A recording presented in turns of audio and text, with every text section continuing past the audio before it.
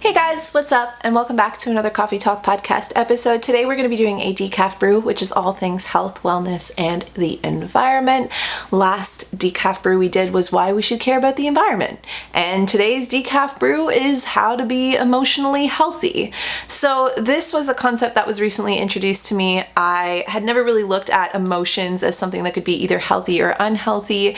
And it's actually not what it kind of sounds like, which that some emotions are healthy to feel and others aren't healthy to feel. It's actually more so where we stand in our health bar in terms of dealing with our emotions. So if you were to think of us like Sims, you know how on The Sims there was always like a hunger bar and like a bathroom bar, a cleanliness bar, a bar for atmosphere, which I always found really fun and interesting. It's almost like we have a bar for emotional health. So what it actually means to have that bar fulfilled, to be in full emotional health, is basically having the ability to confront and face your emotions, to face your thoughts, your feelings, regardless of if they are welcome or are on the more challenging side. Basically, our emotional health relies on how we think, how we feel, and how we behave, so the actions we take. Just because somebody is emotionally healthy doesn't mean that they're happy all the time. And that's not what we mean by having that Sims bar fully fulfilled. It doesn't mean if you're emotionally happy that you're always positive, that you're always just looking on the bright side of life, you know,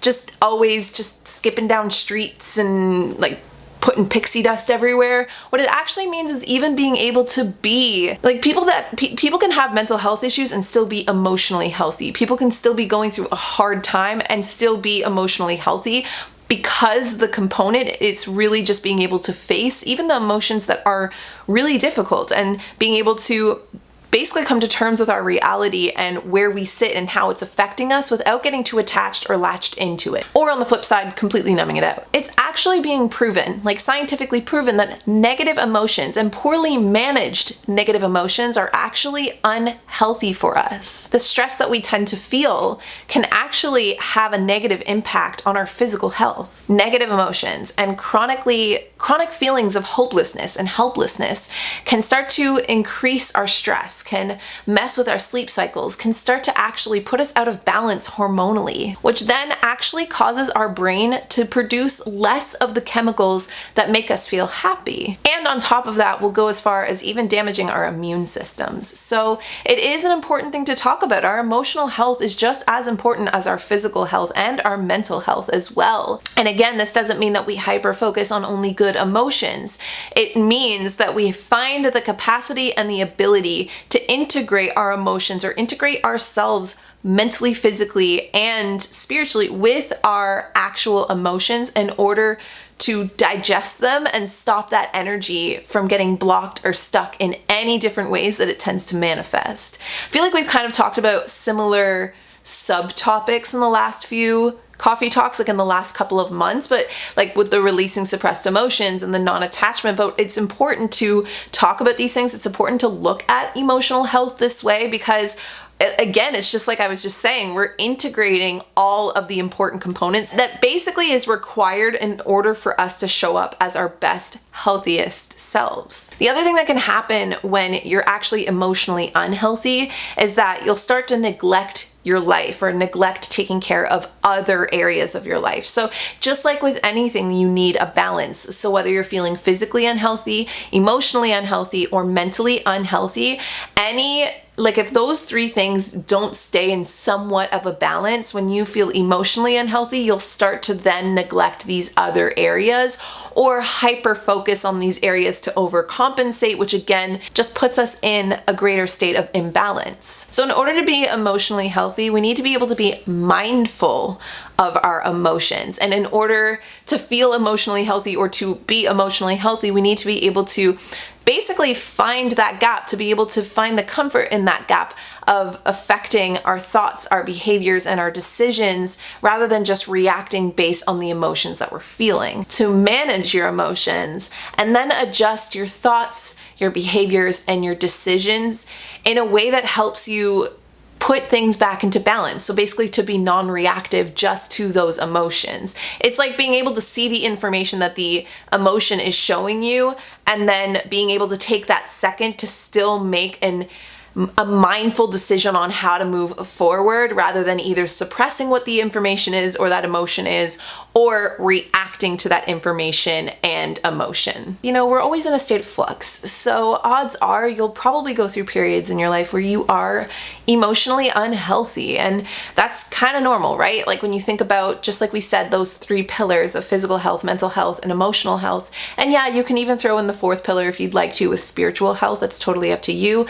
That one's, I feel like, the one that's usually most up to debate. But what I was trying to get at is that you'll probably go through phases of your life where you will notice that you're feeling emotionally unhealthy. And it's not a big deal, because we're also going to go through the steps in the second half of today's chat on how you can actually heal your emotional health. But first we need to figure out basically where we sit on the scale. Like, where is our Sims bar? How full is it? And I'm going to let you in on some of the signs that you might exhibit if you are feeling emotionally unhealthy. And just like those Sims bars, everything is a scale. So every sign that I tell you, you might have some, you might have one, you might not have any of these signs, meaning you are in a state of great emotional health in your life right now. But again, just know that it doesn't mean that you're like, you know, you're just either emotionally healthy or you're not. We're just gauging how full the bar is. The first sign is if you tend to hold any kind of resentment,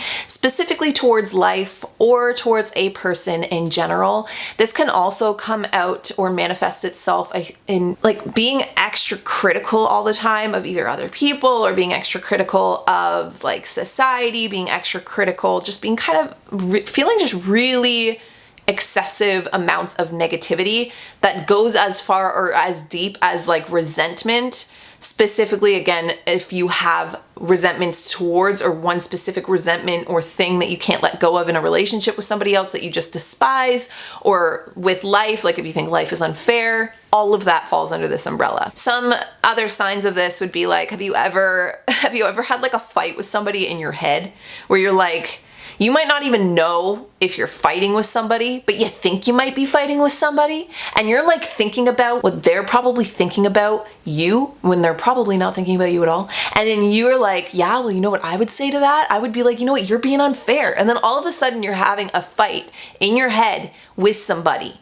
Or the other example would be like, have you ever, in the middle of the night, you think of something that you should have said in a scenario or a situation that you were in where you felt wronged, and you just like, you can't let it go? That is usually a sign or a manifestation of feeling emotionally unhealthy. Other little actions or decisions or behaviors that fall under this exact sign would also be giving your attention and your focus to people that you feel are toxic. And it's kind of weird if you've ever done this before, or if you know somebody that's done this before. Like, you might give a lot to other people, but you tend to surround yourself with energy vampires, people that basically suck on your energy but don't really give you anything in return, people that are really toxic for you. If you continue to like actively choose to seek out these types of people or keep these people in your life, it could be a sign that your emotional health, it needs some tending to. So I actually just recently did a coffee brew that's all about why we tend to like the bad babes, like the bad guys and the bad gals. So I highly suggest watching that if you resonate with this, because I guess you can kind of maybe not put it all into the same category, but if you just tend to go for people that don't treat you with the respect and the support that you deserve. And then, like I said, not being able to forgive or let go of grudges. Like if you have grudges from when you were little, or if there's somebody that's wronged you but that has given you a genuine apology and you just can't let it go. Or on top of that, like not being able to even just let go of life, like not being able to let go of past chapters and move on with your life. Like if you're not able to, a good example is if you know somebody that's ever been broken up with, never moves on. Years go by and they're still just latched on to every last bit of pain and hurt.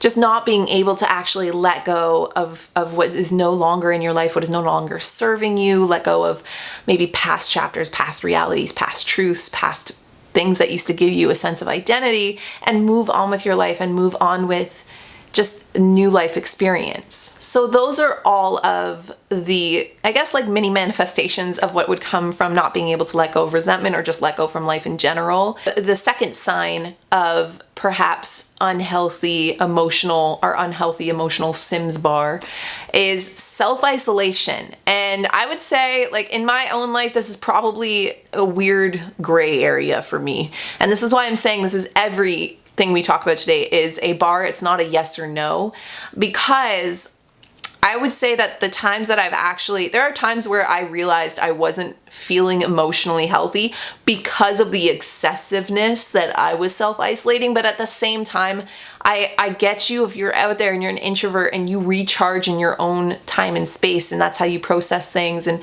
especially when things in life kind of maybe kick you down a little bit, if you tend to pull away, I get that. So I don't think that's always a sign of feeling emotionally unhealthy, but I do think that when it starts to become excessive, when you start to avoid socializing, when you start to avoid the people that you love, when it goes like full-blown one man's land for a long time, that's when it starts to become a sign or a warning sign of feeling emotionally unhealthy. So again, some ways that this can manifest, and take this with a grain of salt, because like I said, this isn't always the case, but like if you live with other people and you find yourself spending way more time in your bedroom, or just like constantly retreating to your own space and like never really kind of socializing or spending time with the people that you live with.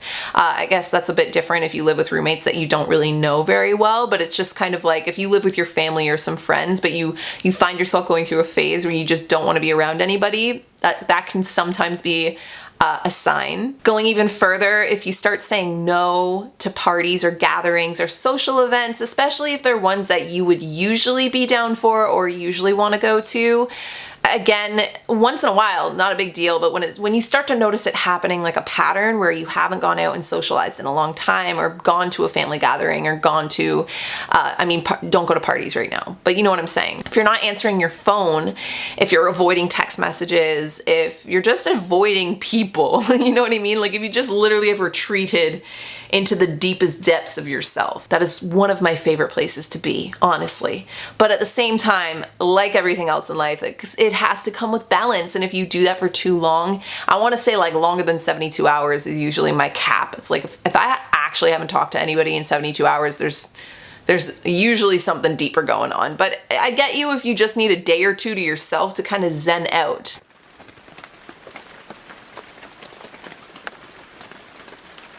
Despite all of the things going on in 2020, sometimes I think it's important to use things like the internet or technology or our phones to get a sense of connection, but also sometimes I think it can be super beneficial when it comes to just taking a good break. Now, you guys may have heard of Best Fiends before, but just in case you haven't, it's basically boredom's worst nightmare. Now, Best Fiends is the can't put it down mobile game with over 100 million downloads and counting. Now, I personally love it because it mixes puzzle work with just really cute characters and really cool like landscapes and such, you know? I like a good theme, so the fact that each landscape, each level even has a theme to it is so fun. So I recently moved, which means I've been on many of phone calls and just waiting in queues and in lines and things like that.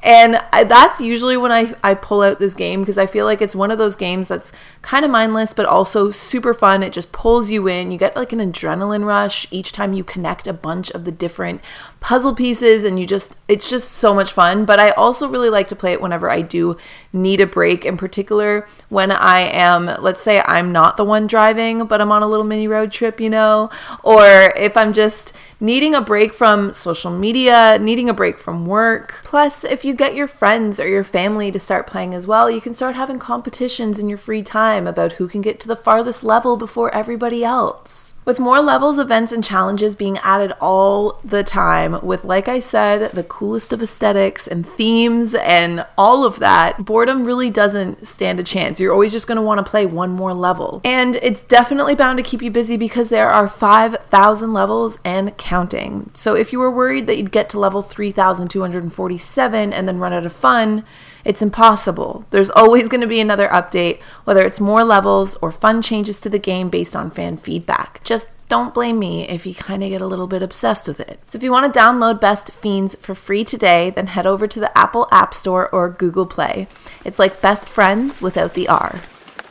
So now that we're heading back into chillier seasons, chillier months, cuddle season, if you will, I feel like this is also creative season. And what better way to get working on any type of creative hobby or interest that you have than sharpening your skills with Skillshare? If you guys don't know what Skillshare is, it's an online learning community with thousands of inspiring classes for creative or curious people where you can explore some new skills, maybe deepen some of your already pre-existing passions, or just get lost into creativity, which is my favorite place to be in the whole freaking world. At a time when so many important conversations are happening globally, your voice is more essential than ever. So you can explore classes to unlock your creativity for social good, or if you really just want to work on something to keep your mind busy or your hands busy. Now, I've been able to work with Skillshare and try out Skillshare multiple different times, including multiple different classes. I've done all things from photography to digital art to how to better write stories or be a better storyteller. But there's some other really great classes like iPad illustration. I just recently purchased an iPad and I've been getting all into all the types of digital art and ways to play around. So if you were to do like iPad illustration, there's one that's how to draw a digital coloring page taught by an incredible teacher named Robert.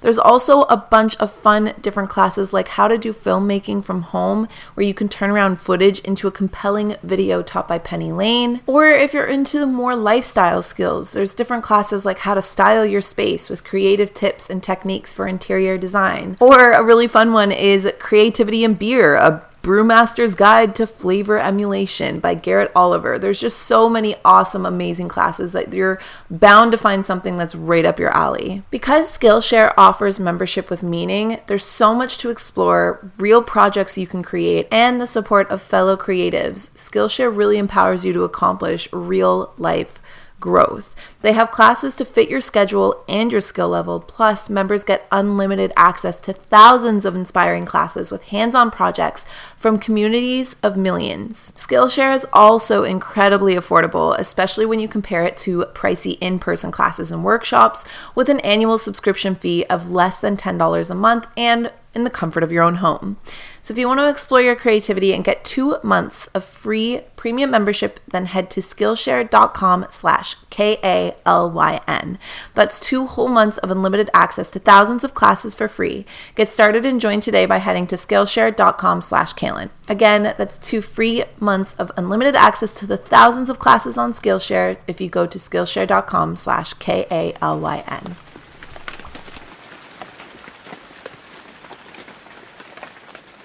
The next sign is when you tend to be extremely reactive in your life to every thought, to every emotion, to every single thing that happens, but specifically to what's happening inside of you. This is one that I would say is probably one of the hardest to master and probably one of the easiest that we all tend to struggle with when we're not able to kind of process our emotions very well. And it's usually, I think that this is also because we live in basically an era of just like overwhelm. There's always just constant bombardment. We're constantly bombarded with information, with just like this productivity hamster wheel that the world seems to kind of be on, of constantly needing to produce, constantly needing to one up, constantly needing to do more, to be more successful, to like brand yourself, to do all the things, like to be all the lineup of what people say is basically the carousel of life, of like this, then you buy the house, then you do that, then you have the kids, then you retire and you go to Italy, you just like all of that pressure coming down on you. It makes sense that we tend to then fall into reactivity to life because a lot of us just need a second to take a breath. But again, even understanding that and becoming aware of that is a sign of your emotional health, because that's an emotion that you're experiencing if you feel overreactive to everything because life is overwhelming you. A cold hard truth, which I've been dropping a lot lately in the coffee talks, which I'm not normally, I'm not a cold hard truth kind of gal, but it's only because I am a cold hard truth kind of gal with myself, and the stuff that I'm a cold hard truth with you means that I found it to be helpful enough that I am willing to be socially awkward when I try and hit something home. So I'm gonna try and hit something home, and it's the fact that most of our thoughts are meaningless. I'm just realizing now that when I get that way, when I'm like, ooh, I'm about to step outside my comfort zone, it's only because I don't want to make anybody else feel uncomfortable, so I'm not trying to attack your thoughts, okay? I'm just trying to enlighten us all to the fact that a lot of the things we think about and our thoughts, I mean, chicken or egg, but our thoughts usually start to manifest within our feelings, our sensations within and without the body. A lot of the thoughts that we actually think are quite meaningless and don't end up happening. And when we become reactive and we let them lead the way rather than stepping back and observing these thoughts, then we are literally reacting to life. We're literally chasing all of our thoughts throughout the day, feeling exhausted even though maybe physically we're not actually exerting ourselves. And what it really is it's emotional exhaustion. And I would say that this one even goes as far as obsessing over your insecurities. And this is a thing that I used to struggle with. I still find myself sometimes struggling with this, but it's like, it's almost just because it's so, I mean, if you've ever like rewired a part of yourself, then you'll know what I mean in the sense where it's almost just, it feels like it's so instinctual sometimes. Like if I'm out in a group setting and I'm wearing a cute outfit that I put some thought into, it's like suddenly I'm like, okay, do I look weird? Did I try too hard for this outfit? Am I rocking this? Is it working? Which is normal, and like it's totally healthy to have a healthy amount of insecurity, but when you start to obsess over your insecurities, when you start to think that everybody sees what you see, or when your insecurities almost start to inflate in your mind to things that aren't actually in touch with reality, that again is usually a sign of emotional unrest and distress. The fourth sign that I would say is a representation of feeling emotionally unhealthy is quite exactly the opposite of the last one, which is being overreactive to everything, and it's having zero reaction at all, basically numbing out your emotions and your feelings. And I feel like there's really kind of two ways that we tend to fall, you know? You're either super reactive and super anxious about everything and like super worried and just like feeling to the 10th degree, or the opposite route people tend to take is turning all of it off. And I feel like, again, in my own life, I have gone down both those roads and they usually don't lead anywhere. But the numbing it out, the suppression is another sign of not being emotionally healthy, but this one is also the trickiest because I think that this is how a lot of people get by without people recognizing, like the people close to them actually recognizing that something is wrong, that they're actually not feeling their emotions, that they're actually not facing their realities, that they're basically just putting on the I'm fine when you ain't fine. This is when we tend to, and we all again have done something or like this. We all fall into all of these criterias because odds are we've probably dabbled in a little bit of all of the energy and activity I'm talking about, but it's like the saying you're fine, the kind of putting on the happy face when you're feeling actually really sad, perhaps even denying your challenges and the troubles that are going on in your life. Like if you've just denied that something is wrong, like that elephant in the room that you're just not facing. And what this usually turns into is suppressing. And everybody's going to be different on how long they're able to do that and at what intensity and capacity they're able to actually suppress. And then it usually results in blowing up over things that actually are the small things. So every time something big happens, it's like, don't react, non-reactive, I'm just going to pretend I don't care. But then you stub your toe, or someone cuts you off on the highway, or you know, just something very small and minuscule happens and it's like you blow up and you just like can't stop the outpour of reaction to this one small thing because of how much suppression is there. So those are some of the ways that sign can manifest itself. And then the last sign is missing a sense of gratitude. Again, I have experienced this in my own life as well. There's been phases of my life, and I'm choosing actively not to count the times where I felt like my depression was really taking a hold on me, because again, that is something totally deeper and different. But when we're just talking about general emotional health, I've gone through phases of my life where it was hard for me to actually tie the feeling to the conscious knowing, because I think that consciously most of us know that we should be thankful the minute that we wake up, the minute that the ability to even listen to this and the ability to even take a breath, to live another day, to, you know, just so many things in our life. We're surrounded by so many things to be grateful for. I also know the opposite of this pendulum swing is that we can't be that like becoming unglued in gratitude all the time, because like I just said, there's so many things around us to feel gratitude towards that we need to be able to also turn it down, turn the dial down every now and then just to get some things done, you know, to be able to actually live our lives. But it's that inability to connect to true gratitude, to see the things around you and not feel a sense of gratefulness, especially if, and like, it's not necessarily as much about the material things, which yes, you should feel grateful for. It's more so kind of like if you don't feel gratitude for your family or your friends or your dog or your body or like your health, your like the sky, the sun, the moon, like the basic necessities, if you can't feel gratitude for those basic necessities. And again, just like one of the ways that I feel like this can also manifest, and I feel like this was something I experienced in my teenage, like puberty years, was thinking that it's so funny to think about because there's like clearly I lived a full life before I started creating content. So there's phases that you guys never saw me go through, but that I went through. And I kind of went through a little bit of like an emo phase through puberty where I thought it's literally the complete opposite of who I am. But it was basically just that I thought that people that were super bubbly and soft and colorful and loved everything and cried at movies and like all of that, I used to literally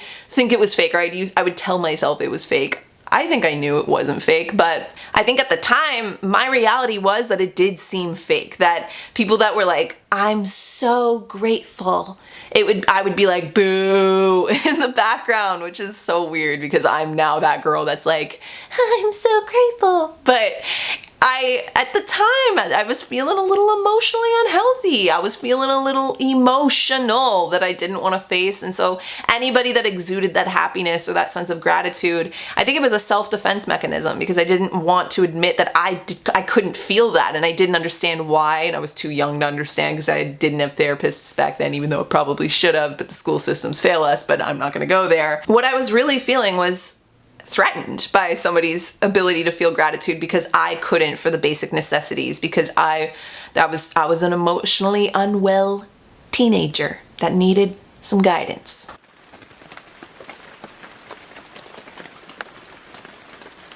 So I want to take another quick break from today's episode to talk to you guys about some really great brands that brought you today's Coffee Talk podcast episode. The first being Usual Wines. If you've listened to the last few episodes, you've probably heard of them before, but in case you haven't, we got to have a little wine chat right now. So Usual Wines are wines made for the modern day drinker. Each bottle is only 6.3 ounces, which is like a heavy pour or about a glass and a half of wine. So especially if you live alone and you like to just, wind down with a good old glass of any kind of vino at the end of the day, then this is definitely going to be for you. There's no more pouring wine down the sink when you don't finish a bottle, or if you want to drink something different than your guest or have different tastes. Usual Wine is always fresh, no more flat bubbly or stale rosé. Plus, Usual Wines are made from world-class AVAs in California like Napa, Sonoma, Santa Barbara, and they're made with minimal intervention, zero sugar, and zero additives. Usual has a red blend, a rosé, and a sparkling white wine called Brut. They also have a limited production Brut rosé just for the summertime. Plus, a little bit more on the whole no sugar thing. Did you know that in the US there are over 60 additives allowed by law to be used in winemaking? Usual doesn't use any chemical or sugar additives to enhance the flavors or the stability of their wine. They are truly a clean wine brand. And if you're curious about the whole grapes having sugar thing, yes, to clarify, all Usual Wines are produced using natural, sustainable grapes harvested every single fall time. These grapes are actually picked at optimal ripeness to ensure that all sugar will be fermented completely until the wines are dry with no residual sugar. So all that's left over is delicious, clean wine. So if you want to check them out, just head over to www.usualwines.com and then you can use my discount code Kalyn for $8 off your first order and to try your first glass on me. Again, that's usualwines.com and then use my coupon code Kalyn. It's so weird saying my own name. And of course, you know, we talked about wine. Now I want to talk to you guys about CBD, because these days it seems like people are putting CBD in absolutely everything. And I'm not going to lie, I'm kind of here for it. There's a lot of noise around CBD, and we've talked about it before, but there's one company from Vermont that's worth the hype, and that's Sunsoil. So Sunsoil is USDA organic, and they make CBD oil from hemp plants. So how the hemp is grown actually really matters. And Sunsoil farms their hemp in Vermont. They never use pesticides, herbicides, or GMOs. Now, I try to be mindful of the types of things that I put into my body, and that's why I love Sunsoil. It's made of simple ingredients that I can pronounce, and many of their products contain coconut oil and hemp. That's it. Now, I'm super in on transparency right now, specifically with bigger brands or just any kind of brand or anything that I'm consuming or purchasing. And so the fact that Sunsoil clearly labels the amount of CBD that's in each serving, they also test every batch of product at 3 independent labs and publish their results on their website. That type of transparency to me is super important. Also, just the fact that they give back as well. Sunsoil actually donates a percentage of sales via 1% for the planet to environment and community causes. So it's just a win-win. Sunsoil makes CBD with the simple organic ingredients. And if you want to get 30% off your first order, you can go to sunsoil.com/Kalyn.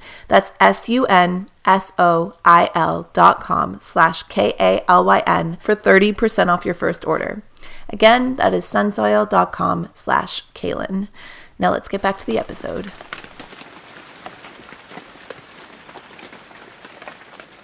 So what would I say if I could go back to that version of me? What tools would I give her to fix her emotional, let's not use the word fix, to heal her emotional health? I'm going to give you guys 6 different toolkits or exercises or activities that you can come back to anytime you feel your Sims emotional health bar starting to decline, and if you want to just fill it back up a little bit. The very first one, or the very first practice, is cultivating awareness. And this is something that you will probably, if you haven't already dipped into this, it's basically a tool or a muscle really that I believe you strengthen throughout your entire life. It's something that you don't just get it and then you never have to work at it. It's something you actively have to work at almost in every single moment, should you choose to live your life with awareness and consciousness. So it's having the ability to, like we were talking about earlier, observe your emotions, having the ability to be aware of yourself, and then aware of your emotions, and then understand that those are not the same thing, that you are not your emotions. Because the thing is that we cannot address what we can't see ourselves.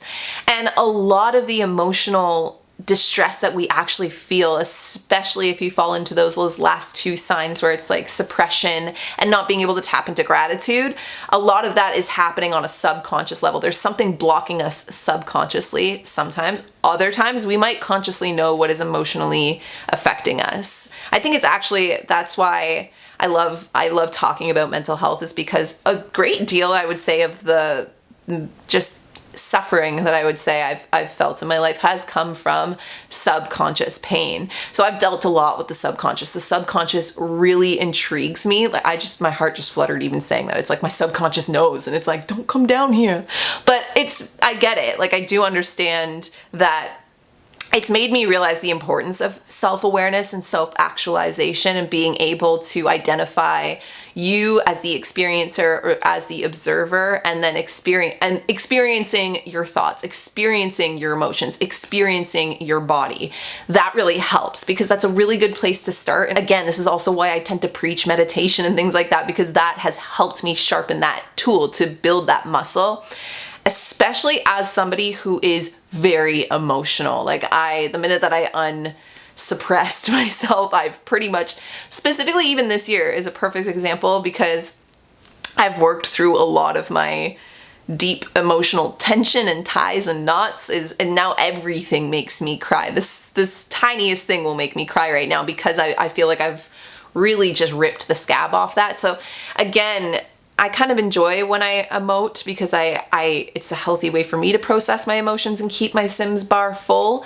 And crying tends to be one of my favorite ways. I know, true Pisces and her true nature, just tears. But different people process and emote in different ways. And just being able to be aware of how you feel, be aware of what you're thinking, and be aware of how that feeling is expressing itself through you is a really good place to start. And probably, I would say, one of the most effective tools in today's toolkit. The second way way that you can start to heal your emotional health, especially subconscious emotional health, is to find a better balance in your life. So this comes from being able to balance your work, your rest, and your play. This is really, really important because a lot of the times, and if you're watching or listening today and you're thinking like, wait, I might not be emotionally healthy, take a second to think about where in those three categories you might be feeling a little neglected. Like, is your work feeling neglected? Is your rest feeling neglected? Or is your play feeling neglected? And I can understand that, we're all kind of fighting for that balance. I just think it's very similar to awareness, that you don't just get that balance one day and it just stays balanced for the rest of your life. We're constantly dancing with life. We're constantly having to kind of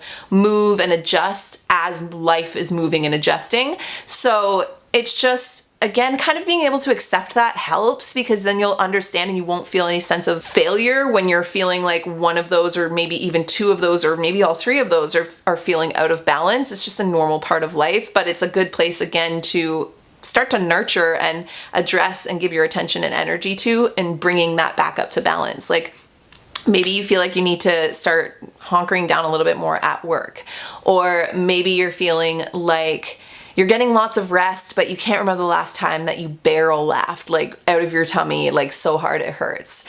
Or maybe you've been having lots of fun lately and you've been working hard, but your body is exhausted because you have not had the time to de-stress and rest in a while. The third way that you can work on your emotional health, the third tool in today's kit, is solo time. And I know that kind of contradicts the whole self-isolation, but I guess this is going to help fill out that description of self-isolation versus solo time. Because self-isolation is pulling away from people, whereas solo time is moving in on yourself.